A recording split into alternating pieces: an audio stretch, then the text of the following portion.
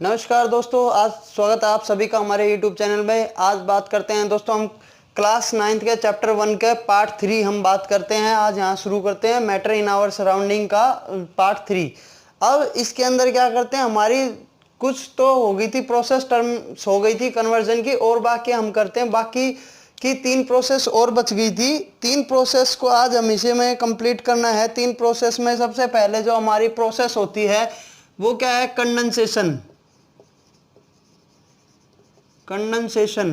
Condensation process के अंदर क्या होता है, जो हमारी गैस है वो डायरेक्ट किस में कन्वर्ट होती है, लिक्विड के अंदर। गैस है वो किस में होती है, कन्वर्ट लिक्विड में। अब इसके अंदर आप इसका एग्जांपल आप रोज कॉमनली जनरली आप देखते भी होंगे अपने कई घरों में कि आप कोई भी ठंडा पानी का गिलास है, आपने ठंडा पानी का गिलास लिया, इसके अंदर पानी है, ठंडा पानी, तो आप इसके बाहर क्या देखते हो, कुछ पानी से जम जाता है। पानी से जम जाता है, वो क्या होता है, जो आपकी गैस है, आपके इन्वायरमेंट में जो भी गैस है वो क्या होती है, ठंडी होके कंडेंस होके, इसमें आपका इन्वायरमेंट ठंडा है, यहाँ का इसका क्या है, टेम्परेचर कम है, इसके कारण क्या होता है, वो जो वेपर्स होते हैं वो यहाँ पानी के फॉर्म में आ जाते हैं, और उस प्रोसेस को क्या कहते हैं, हम कंडेंसेशन प्रोसेस कहते हैं। तो ये हमारी जो कन्वर्जन थी एक स्टेट से दूसरे स्टेट में, उन सब की एक प्रोसेस थी कंडेंसेशन। इसके बाद हम बात करते हैं हमारे जो एक और प्रोसेस है, इसके नेक्स्ट हमारी प्रोसेस क्या आती है, सॉलिडिफिकेशन। सॉलिडिफिकेशन प्रोसेस है। इस प्रोसेस में क्या होता है, सॉलिडिफिकेशन प्रोसेस के अंदर क्या करते हैं हम, डायरेक्ट ही क्या होता है, जो लिक्विड होता है, लिक्विड को डायरेक्ट हम कन्वर्ट किस में करते हैं, हमारा सॉलिड में कन्वर्ट करते हैं। लिक्विड को कन्वर्ट किस में करते हैं, हम सॉलिड में कन्वर्ट करते हैं। और ये भी आप रोज जनरली आप देखते होंगे कि लिक्विड को डायरेक्ट सॉलिड में कैसे कन्वर्ट किया जाता है। लिक्विड को डायरेक्ट सॉलिड में कन्वर्ट कैसे करते हैं, लिक्विड को हम सॉलिड में करते हैं जब हमारा कोई लिक्विड होता है, हम उसको आइस जमाते हैं। मान लो कोई लिक्विड का हम आइस जमा रहे हैं, पानी का या वाटर का हम क्या कर रहे हैं, वाटर को हम आइस में कन्वर्ट कर रहे हैं, आइस में। तो ये क्या होता है, ये प्रोसेस हमारी सॉलिडिफिकेशन में होती है। इसको क्या करते हैं, हम फ्रिज के अंदर रखते हैं, रेफ्रिजरेशन, और इसको धीरे धीरे कन्वर्ट हो जाता है किसमें, आइस की फॉर्म में। तो ये प्रोसेस क्या कहलाती है हमारी, ये प्रोसेस हमारी सॉलिडिफिकेशन कहलाती है। इसके बाद ये तो 2 प्रोसेस हैं, बहुत ही सिंपल सी हैं, कॉमनली है, इसलिए इसमें ज़्यादा इसके अंदर तक जाने की ज़रूरत नहीं है। वैसे इसको जो समझना है हमें सिंपल सा, वही हमें यहाँ डिस्कस करना है। इसके बाद हम बात करते हैं हमारी क्या कहते हैं, एक नेक्स्ट प्रोसेस होती है, वो प्रोसेस क्या होती है, सब्लिमेशन। वो प्रोसेस कौन सी है हमारी, सब्लिमेशन प्रोसेस होती है। सब्लिमेशन क्या होती है, प्रोसेस होती है।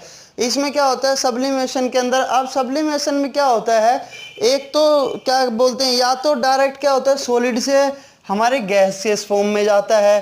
क्या होता है, सॉलिड से गैसियस फॉर्म में जाता है, गैस फॉर्म में, और या तो इसमें कन्वर्ट होगा या फिर गैस से डायरेक्ट क्या बनता है, सॉलिड बनता है। तो इसका हम अगर हम समझना चाहें तो इसको हम एग्जांपल से देख सकते हैं कि जो हमारा नॉर्मल जो आइस होती है, नॉर्मल आइस होती है, H2O पानी से बनी हुई होती है, वो नॉर्मल आइस हमारी, ठीक है, वो क्या होती है, हमारी नॉर्मल आइस होगी। और अगर हम उसी में बात करें कि जैसे CO2 आती है हमारी, CO2 ये क्या होगी, गैस होगी, ये कार्बन डाइऑक्साइड में CO2 हो गई, और इसी में क्या होती है, कार्बन से बनी हुई क्या होती है, हमारी ड्राई गैस। जैसे ये CO2 जो है ड्राई आइस है, क्या है, ड्राई आइस। अब इसका हम एग्जांपल लेके देखते हैं। जैसे इसको CO2 को हमारा ये गैस है, ठीक है, CO2 गैस को हमें क्या करना है, इसको जब हम हाई प्रेशर देंगे, हाई प्रेशर देंगे प्लस लो टेम्परेचर रहेगा, इसको कुछ एक टेम्परेचर पे देके इसको ये क्या होगा, कन्वर्ट किस में हो जाएगा, CO2 सॉलिड के अंदर कन्वर्ट हो जाएगा, ठीक है। और वहीं जब ये CO2 सॉलिड रहेगा, इसको क्या करते हैं हम, जब कुछ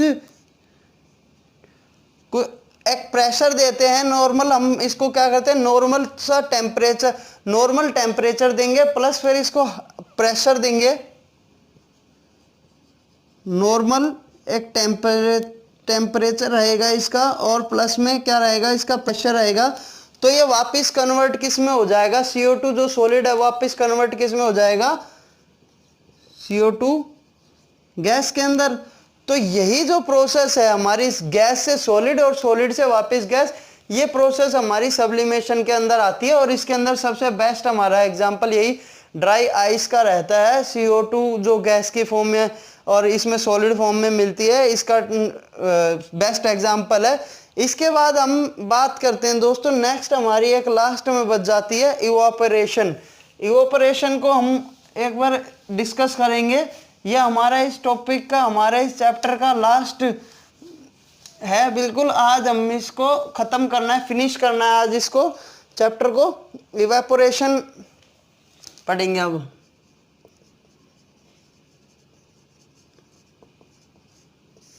इवेपोरेशन, ठीक है। अभी इसमें इवेपोरेशन की अगर हम बात करते हैं, इवेपोरेशन की जो डेफिनेशन होगी वो क्या होती है, चेंजिंग ऑफ लिक्विड। मतलब जो भी हमारा, मान लो हम भाई इवेपोरेशन को कैसे समझ सकते हैं, कपड़े से समझ सकते हैं। भाई कपड़े धोते हैं ना, रेगुलर धोते हैं, हर कोई धोता होगा, और जो धोता है ना उसको तो साफ से मालूम भाई इवेपोरेशन की प्रोसेस उससे बढ़िया कोई नहीं जानता।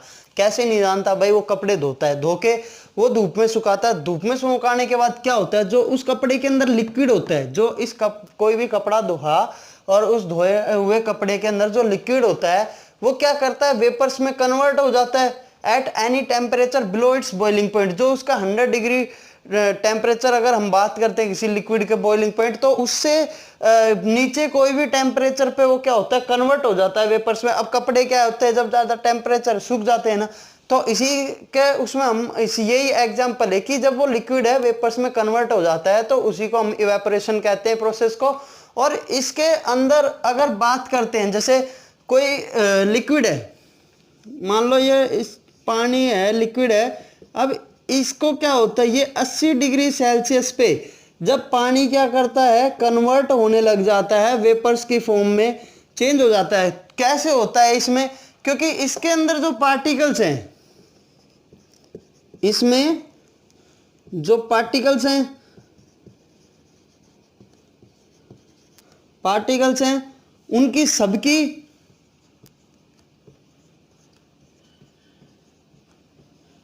सबकी अलग अलग काइनेटिक एनर्जी होगी, अलग अलग क्या होगी, काइनेटिक एनर्जी होगी। मतलब जो भी इसके अंदर कुछ भी पार्टिकल्स हैं, जैसे एक पार्टिकल, कुछ भी ये पार्टिकल्स हैं, और इन पार्टिकल्स की सभी अलग अलग काइनेटिक एनर्जी होगी। अब क्या होगा, वो काइनेटिक एनर्जी किसी पार्टिकल की क्या होगी, काइनेटिक एनर्जी ज़्यादा होगी, किसी पार्टिकल की काइनेटिक एनर्जी क्या होगी, ज़्यादा होगी, और किसी पार्टिकल की क्या होगी, काइनेटिक एनर्जी कम होगी ना। तो इसमें ही क्या करते हैं, वेरी करता है टेम्परेचर से। जब भाई टेम्परेचर क्या होता है 80 डिग्री या उसके बॉइलिंग पॉइंट से नीचे होता है, तो भी क्या होता है, वो वेपर्स में चेंज होना चालू हो जाता है वो लिक्विड, ठीक है, टेम्परेचर और उसकी काइनेटिक पार्टिकल्स के काइनेटिक एनर्जी के बिहाफ पे। तो अब बात करते हैं कि जो इवेपोरेशन है, जो इवेपोरेशन पे किस पे डिपेंड करता है, कि ज़्यादा इवेपोरेशन होगी, ज़्यादा इवेपोरेशन होने के लिए किस पे डिपेंड करेगा। पहली चीज आप लोग खुद सोच सकते हैं, किस पे डिपेंड कर सकता है, ये सरफेस एरिया पे करेगा, बिल्कुल करेगा। जितना ज़्यादा सरफेस एरिया होगा उतना ही क्या होगा, इवेपोरेशन भी ज़्यादा होगा। भाई आप इसको आराम से कैसे समझ सकते हैं, क्यों भाई, कपड़ा है, कोई उसको पहले मतलब कपड़े को करता है और फिर तार पे सुखाता है, फैला के क्यों सुखाते हैं, जितना ज़्यादा उसका एरिया फैलेगा उतना ही क्या होगा, उसमें से जो लिक्विड प्रेजेंट है वो क्या होगा, धूप में सूखेगा। तो सीधी सी बात है, जितना ज़्यादा सरफेस एरिया होगा, जितना ज़्यादा वो कपड़ा फैला हुआ होगा, उसमें से इवेपोरेशन भी, वेपर्स भी उतने ही बनेंगे, लिक्विड चेंज होगा और क्या कहते हैं, इवेपोरेशन की फॉर्म में वो कन्वर्ट होगा, इवेपोरेशन भी। दूसरा जो पॉइंट आता है हमारा, दूसरा पॉइंट क्या होता है, टेम्परेचर। अब टेम्परेचर जितना ज्यादा होगा इवेपोरेशन भी क्या होगी, उतनी ज्यादा होगी। सही है ना भाई, सीधी बात है। इसको कैसे समझ सकते हो आप इस पॉइंट को, सर्दियों में कितनी देर में कपड़े सूखते हैं, बहुत टाइम लगता है ना सर्दियों में कपड़े सूखने में। भाई जो कपड़ा गर्मियों में आप डालते हो और 2 घंटे में, 1 घंटे या कुछ टाइम में ही आपको सूखा हुआ मिलता है, वो सर्दियों में बहुत टाइम लग जाता है, 1-1 दिन भी लग जाता है, नहीं सूखता। तो सीधी सी जाहिर सी क्या बात है, जितना ज्यादा टेम्परेचर होगा उतनी ही क्या होगा, इवेपोरेशन भी ज्यादा होगी। नेक्स्ट जो हमारा पॉइंट आता है, नेक्स्ट पॉइंट क्या होता है हमारा इसमें, ह्यूमिडिटी। ये थोड़ा सा डिफरेंट है। पहली बात तो इसके अंदर क्या होता है, ह्यूमिडिटी जितनी ज्यादा होगी इवेपोरेशन उतना कम होगा। इवेपोरेशन क्या होगा, उतना ही कम होगा। अब कई बंदे कहते हैं ह्यूमिडिटी, ह्यूमिडिटी क्या होती है, ह्यूमिडिटी क्या चीज होती है। ह्यूमिडिटी को अगर हम कहें तो ह्यूमिडिटी को हम कह सकते हैं अमाउंट ऑफ वेपर्स, मतलब जो वेपर्स हैं, जो नमी होती है, नमी है, अमाउंट ऑफ वेपर्स कह सकते हैं हम इसको, amount of vapours present in air, मतलब जो भी हमारा अमाउंट है वेपर्स का, वो हवा के अंदर, एयर के अंदर कितनी नमी प्रेजेंट है वेपर्स की। तो भाई जब नमी रहेगी तो इवेपोरेशन कपड़े कहाँ से सूखेंगे, नहीं सूखेंगे ना। तो जितनी ह्यूमिडिटी ज्यादा होगी उतना इवेपोरेशन कम होगा। इसी का वाइस वर्सा कर सकते हैं, ह्यूमिडिटी अगर कम होगी, ह्यूमिडिटी अगर कम होती है तो इवेपोरेशन क्या होगा, ज्यादा होगा।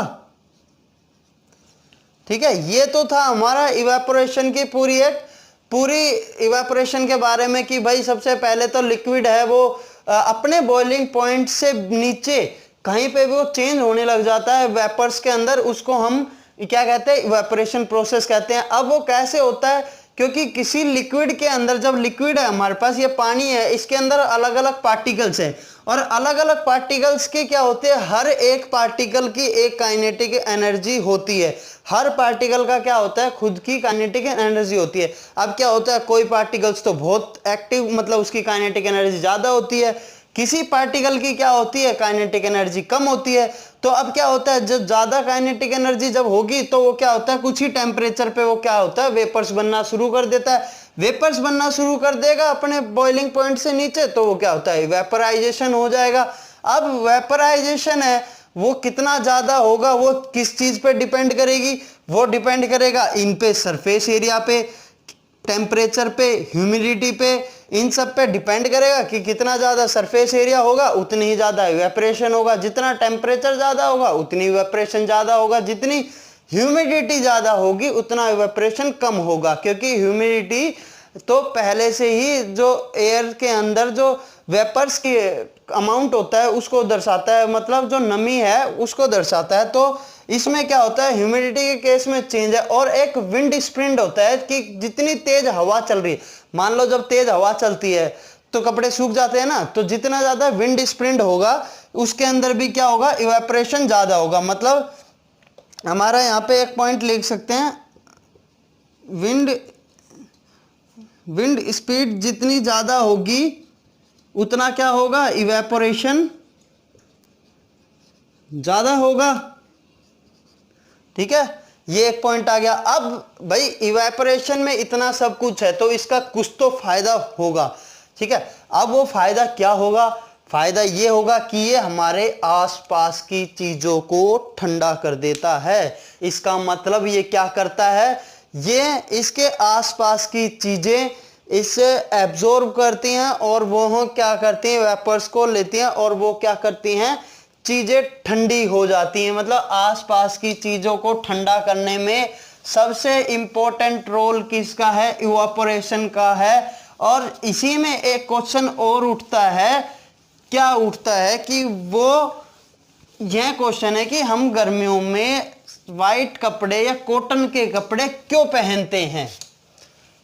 ये क्वेश्चन आप सभी से है, आप इसका कमेंट करके मेरे को जवाब देंगे। वैसे तो आपने पिछली वीडियो में पार्ट 2 में मैंने जो आपसे क्वेश्चन पूछा था, क्वेश्चन क्या था कि 0 डिग्री जब उस पे जाता है, उसमें 0 डिग्री सेल्सियस आइस की काइनेटिक एनर्जी होगी या वाटर की होती है जब चेंज होता है। दूसरा क्वेश्चन क्या था, 100 डिग्री सेल्सियस वाटर की काइनेटिक एनर्जी ज़्यादा होगी या वेपर्स की? तो उन दोनों का आंसर है, पहले का आंसर है 0 डिग्री सेल्सियस आइस की हमारी काइनेटिक एनर्जी ज़्यादा होगी। दूसरे क्वेश्चन का आंसर है 100 डिग्री सेल्सियस वाटर की काइनेटिक एनर्जी ज़्यादा होगी, तभी तो वो कन्वर्ट हुए हैं उस हीट को कुछ देते ही उसके अंदर, वाटर से वेपर में और आइस से वाटर में। इसलिए उनकी क्या होगी, पहले वाले की उनकी दोनों की 0 डिग्री आइस का और दूसरे वाले क्वेश्चन का 100 डिग्री सेल्सियस वाटर की काइनेटिक एनर्जी ज़्यादा होगी। ये मैंने आपसे पिछली वीडियो में क्वेश्चंस पूछे थे, उनका आंसर ये है। आपका किसी का भी कमेंट में आंसर नहीं मिला था, ठीक है भाई? इतना पढ़ रहे हो तो उसका आंसर देना चाहिए ना। अब आज का ये है कि इसमें जो कपड़े कॉटन के हम कपड़े क्यों पहनते हैं, उसका जवाब आप कमेंट करिएगा और कमेंट में मेरे को इसका आंसर बताइएगा, ठीक है? वैसे नहीं बताएंगे तो भी मैं चलो आपको बता देता हूं कि जो कॉटन के कपड़े हैं वो क्या करते हैं, हमारी हीट को एब्जॉर्ब करते हैं। इस वजह से हमारे क्या करते हैं, हम कॉटन के कपड़े पहनते हैं, ठीक है?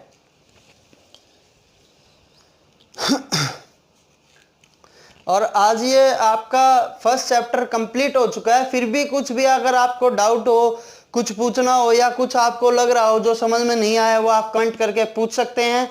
बिल्कुल आपको कमेंट के अंदर सारे जवाब दिए जाएंगे। आपको वापिस से कुछ भी समझ नहीं आएगा उसके लिए आप बताइएगा, समझाया जाएगा, पर्सनली भी बताया जाएगा आप लोग। मगर पूछना ज़रूर, पूछना आपका काम है। हम यहाँ बता सकते हैं, पढ़ा सकते हैं, पूछना आपका काम है। कमेंट्स में आप ही पूछेंगे तभी हमें पता चलेगा आपको क्या समझ में आया, क्या नहीं आया, क्या आप पूछना चाहते हैं। आज ये चैप्टर 1 कंप्लीट हो चुका है। इसके पार्ट 2 पार्ट पहले बना चुके हैं, लास्ट पार्ट ये था, पार्ट 3। आज ये फर्स्ट चैप्टर कंप्लीट हो